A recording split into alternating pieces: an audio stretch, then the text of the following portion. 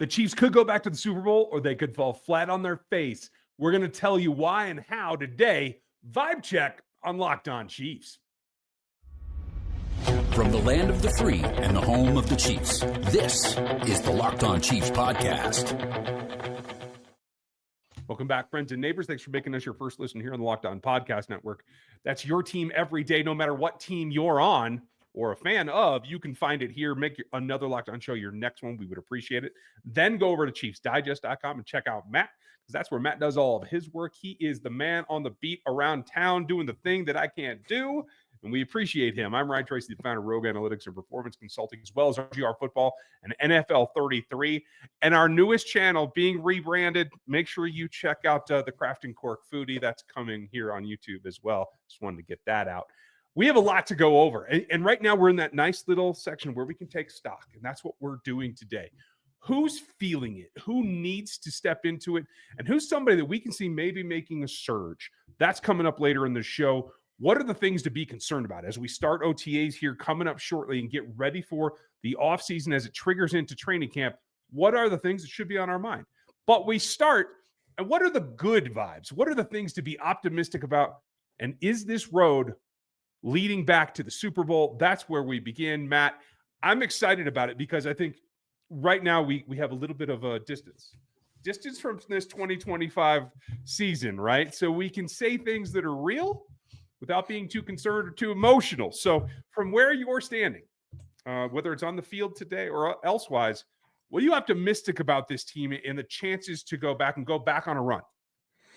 Yeah, I mean, it's hope springs eternal right now, this time of year, because everybody's healthy, or you're expecting everybody to be available. You know, there's nothing on the horizon yet that has sunk your season or turned, set anything in a negative emotion. At this point, everything is projecting positive. So yeah, I mean, looking at this team, what do you see? I mean, you look at where could this team be better and overperform what they did last year. And I mean, to me, obviously you have to look at the offensive side and see how can this team be better. Last year, this offense was pretty middle of the pack. And we know that large part that was because of the receiver position and what they kind of had to deal with throughout the season with the injuries. So, where are they at this year? Well, right now they're in a spot where they've got all the guys that were supposed to be there last year that appear to be healthy or healthy-ish. They've got arrows pointing upward. And, right now, if you told the Chiefs that they were going to get 15 games plus out of all of Rashee Rice, Xavier Worthy, Hollywood Brown, they would be ecstatic. I mean, those are the three players that they need the most. And you should include Travis Kelce in that group too, because I think you'd like to be able to get 15 games plus out of Travis Kelce as well. But that's what this team needs. I mean, can they be the offense that they want to be if, again, they're going without maybe two of those four players for an extended period of time? Probably not sure about that. I think that the one area that, and then maybe this fits into, the next direction of what things could go wrong. But I mean, at least offensive line right now, I mean, you're looking at it positively. You're looking at it from the standpoint of, hey, you've got Jalen Moore. This is a guy that the Chiefs really like. They're really optimistic about. They feel like can, give them stabilized play. Let's not say Pro Bowl or all pro level. Let's not make it more than it is, but can stabilize that left tackle position. And they feel like they've thrown numbers at both that and left guard that they can be okay there. Now, they've accepted the fact they're probably not going to be as good as they were with Joe Thuney. But if you're better at left tackle and you're not quite, there's no sharp drop off at left guard, you're a better team. So that to me, I think is, the two things that this team is hoping for the most. Defensively, they don't have a lot of losses. That's the one thing that's going for them is that, they've got a handful, but they're positions where they've drafted well and they've got depth and they're feeling pretty good about that.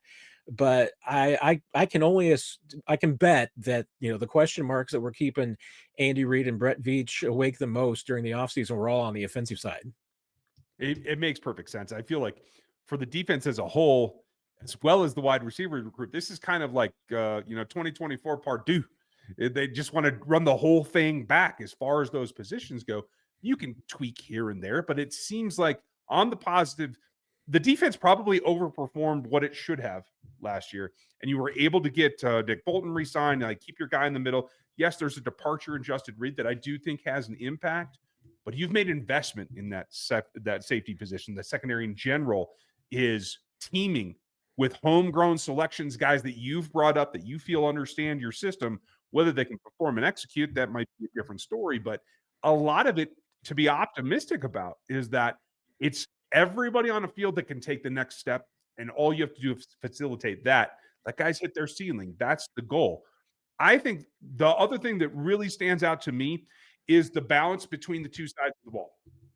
And whether it's Trent McDuffie getting his hands on more passes last year, whether it's what I perceive, and you tell me if I'm wrong, a down year in the pass rush productivity last year that I think is going to naturally even out and increase this season. Those two things in particular are weighed against the fact that I thought it was a down year running the ball for the offense in general. Obviously, you had to go out and get Kareem late. He's here from the beginning. Will he be in better shape? Will he have more to offer? Will you be able to balance it better between the running backs as well? I think those are all reasonable things to think that those can all take a step forward. Do you have a fault with any of those? No, I really don't. I mean, and if you want to look at the positive sides of all of those things, you're talking about at the safety position. The Chiefs have invested draft resources, and the idea being there's that you can invest draft picks or you can invest free agent money. And what had they done in the past? They invested free agent money. I mean, that's what they had been doing at that safety spot. Now they got a homegrown group back there. They're expecting Brian Cook and Shamari Connor and Jaden Hicks to be able to handle it. And if you don't have the experience of a Justin Reed, well, that's why you signed Nick Bolton and kept him. And that brings it back again to, why did this defense, maybe perform above expectations last year and maybe perform above expectations when you consider how pedestrian the pass rush was? Well, I think Steve Spagnuolo is going to tell you is that they can do things defensively because of the institutional knowledge that they've got in that defense and how much of it goes through Nick Bolton. It helps that, you've got guys who have been with Spags for a while because, that was one of the things that he really hammered on last year. And I think some of this was hammering on this was a little bit of, just trying to make sure that this team kept Nick Bolton, because that was the one guy that Steve Spagnuolo did not want to lose because, to him, his Mike linebacker, his quarterback on the field is the guy who sets everything. And, when you go through a change at that position, you can change pieces and places, but even Steve Spagnuolo will tell you, and even though the numbers, hey, when Drew Tranquill has had to fill in for Nick Bolton and there hasn't been a huge drop off, Steve Spagnuolo will tell you he sees it, that he sees where the drop offs are, and and that he feels much more confident. He thinks his defense is more confident when they've got Nick Bolton out there. But a part of that is also because of the number of guys that they've got who have been in this system for a while and can teach it, can advance it. To him, he remembers back to 2019 and putting in his defense, and it was like you could only put in a little bit each season. Well, now his defense is all completely installed, and now it's just about getting the new guys up to speed. And how do you do that? Well, Nick Bolton's a huge part of that, even at other positions. So, that's one reason why that I think that the Chiefs are always, and Steve Spagnuolo in particular, is always going to be pretty bullish on his defense because he just likes the core pieces that he has there. But hey, the Chiefs are also banking a lot on the pass rush being better this year. And certainly some of that is that you need your secondary to play better and more consistent, which they've addressed and upgraded. But a lot of it is just banking some faith that Charles Omenihu and Ashton Gelati are going to add a big impact to that pass rush. I am taking that to the bank. And on the backside of this, so we're going to tell you and answer the question, what could go wrong? Next.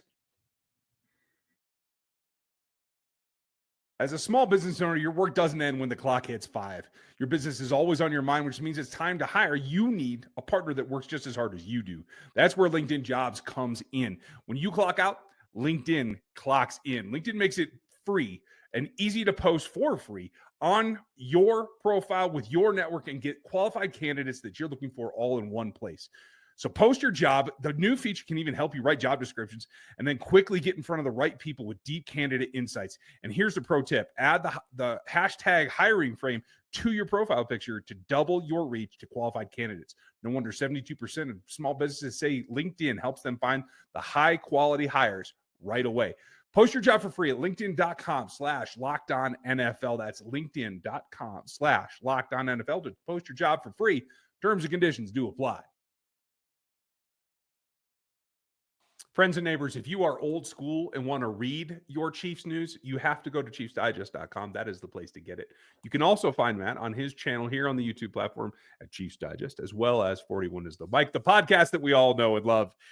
If you want to read about the rest of the league and some of the, let's say, frank discussion, you want to go check out my site with my staff at NFL33.com. I think you will enjoy that.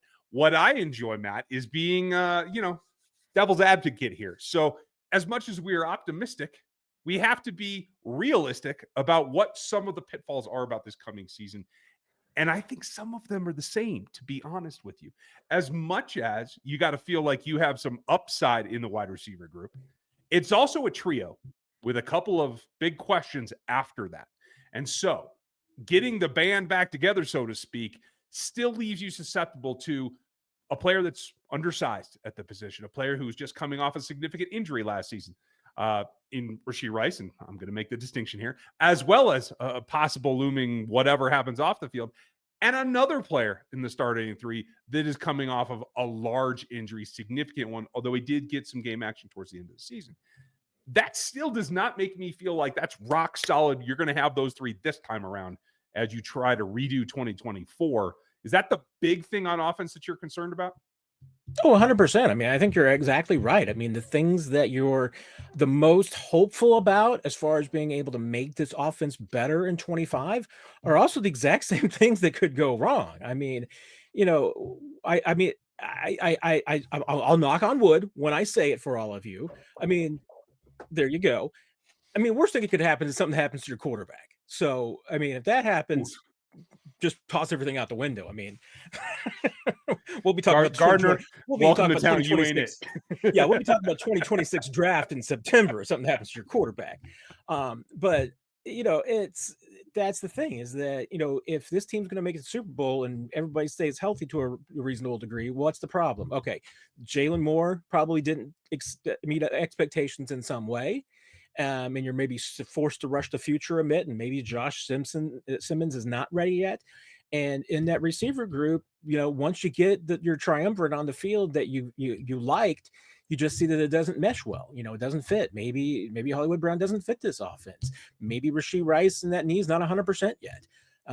Maybe Xavier Worthy doesn't take the next big step forward. Any one or all of those things could happen and hold you back. But, I think you're more optimistic about some of those things because you've seen at least, you've seen Rashee Rice and you've seen Xavier Worthy perform well in this offense. So that's you're feeling more comfortable about, more confident. I mean, Hollywood Brown is still maybe kind of a mystery because you really haven't seen him and not at full health in this offense. So he's maybe still a bit of a question mark about what he can be. And you haven't seen Jalen Moore in this offense at all. So other than short term, I mean, you've never even seen him in the NFL in an extended period of time. I mean, he's basically only has 1 year of NFL experience in 4 years as a part-time player. So you really don't know what you've got there at all. That could fall apart on you. I think one thing that I'm a bit concerned about is I know that if you come out here early in the season, you're going to run the ball right.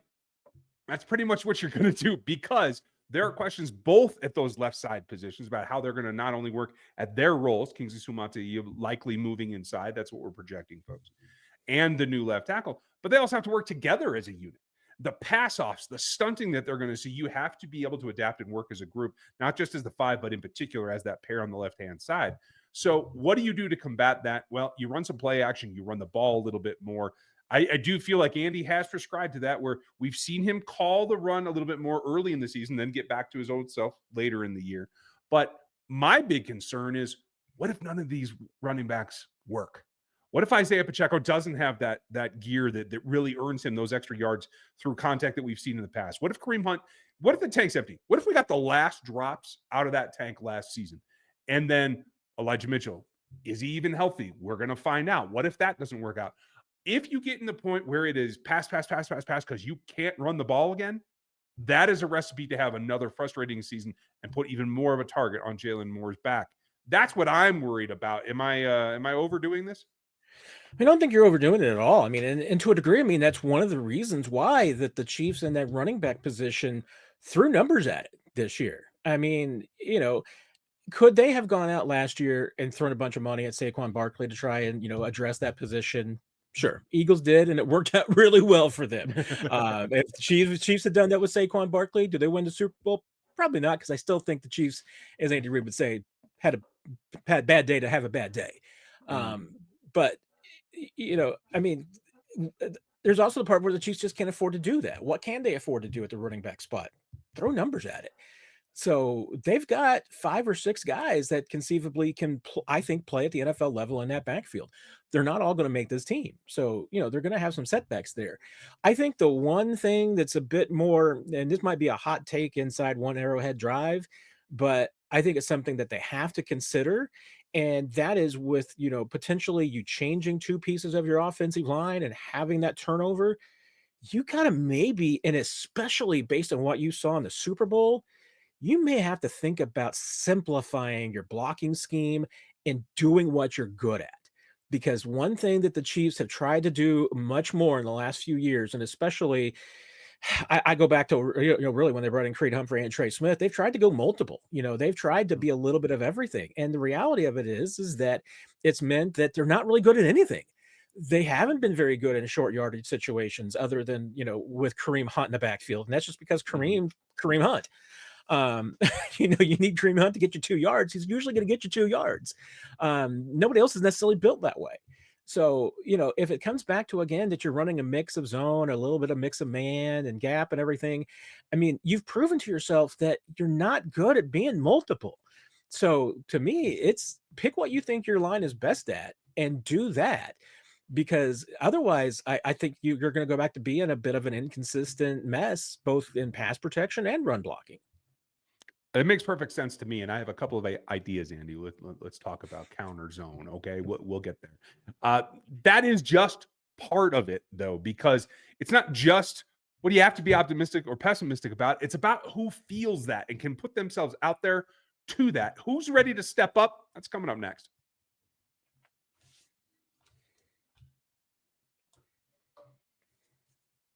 This is my favorite part of the offseason, Matt. Like all summer long, we can just do the third stanza of every show can just be how we feel and how everybody else is feeling. And that's kind of like taking the observations you had at the first rookie camps, et cetera, knowing what these veterans are coming back from and coming back with. The question is, who's in a position to just kind of let go and turn it loose and play without fear or withholding back? Who's ready to feel it this season, in your opinion? Yeah, I mean, if you're talking about the Chiefs being the Chiefs of 2 years ago and being a team that maybe goes 15-2 and just cruises to the Super Bowl, and I mean, it's Chiefs, so if they're going to win it, they're going to make it a close game. So they're not going to win the Super Bowl by 20, but hey, maybe they go 15-2 and just still win the Super Bowl. You'll take that. I think one of the most important pieces is going to be Rashee Rice. And, and that's despite the fact that, if you've listened to this pod for a while, you've listened to me for a while, I'm always going to tap the brakes when it comes to players coming back from injuries and especially with wide receivers. It's a little bit different in Rice's case because, there's going to be a full year for him coming back. And this injury, while similar to an ACL, wasn't really an ACL. I mean, it was a little bit different than that. And there's some positives and minuses to it. It was still a nasty knee injury, and it's a lot to come back from. But I just get the sense that he's ready to play. I mean, he was ready to play last year, and you saw that 288 yards in 3 games. I mean, the Chiefs fully believed that he wasn't just a 1,000-yard receiver. Right. They thought he might be more like a 1,500, 1,600-yard receiver. They thought he could lead the league in receiving a year ago. So And even if he's not 100%, and we've often seen, receivers, one of those positions that you usually can come back from and be just as productive as you were before. I'm a lot more worried about offensive and defensive linemen coming back from Absolutely. knee injuries than I am usually with receivers. So it's a little bit different in that regard. But given what I kind of saw with Rashee Rice last season in the locker room and just his attitude, and well, he's just the way he seemed to stay engaged and attack his rehab and all of these things. I just feel like this is a guy who just is going to be raring to go when the cuffs come off of him and he's allowed to get out there and just play some football, because he's obviously had to deal with some other things off the field that I think has probably made it difficult for him. I think that guy's raring to go. And I mean, if Rashee Rice picks up where he left off and all of a sudden you're plopping a 1,500-yard receiver into this team, that changes this offense and the tone of everything totally and completely. So, that's probably the one guy that's the most. And if I had to go on the defensive side and pick anybody, I mean, my pick for kind of having that breakthrough season and being maybe a surprise performer on this team, I think it's going to have to be Jaden Hicks, because you've got some rookies that, hey, may or may not play. We don't know, and you never know with rookies and just how much of an impact that they can have. But Jaden Hicks has got that year in Steve Spagnuolo's system now. That kid also plays like his hair's on fire, but he's also incredibly smart and a really good football player. So, I mean, I think there's a chance, even though, hey, a little bit different style player, and everything, you may be looking back and right now saying, hey, the Chiefs are going to miss Justin Reed. You may be saying a year from now, who's Justin Reed? Because Jaden Hicks is that good. And I think he's going to be there eventually. He could be there this year. I'm looking forward to that, because that's one of the things that I think they need, especially given what his role and his perplexity is to be best at versus some of the other safeties that they have.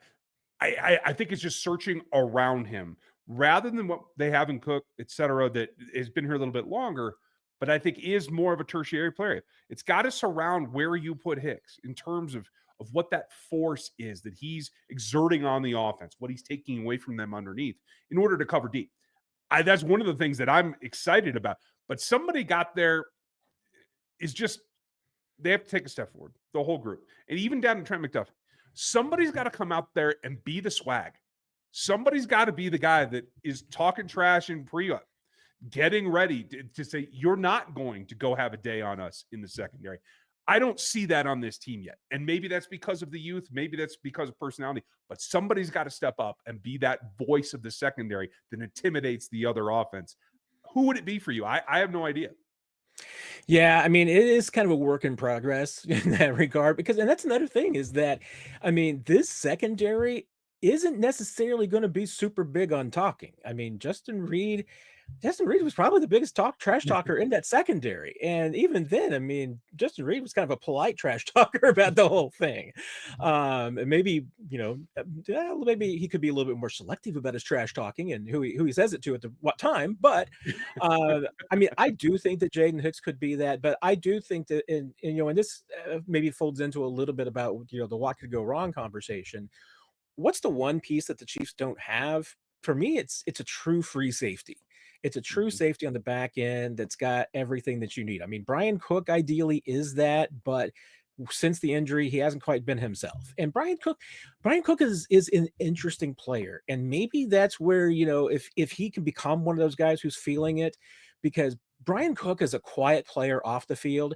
He is a loud player on the field. I mean, and we've heard this from the coaches and everything, that even during the rookie season, they were like, they loved him because even though sometimes the things he was saying was wrong, they loved the fact that he was speaking his mind.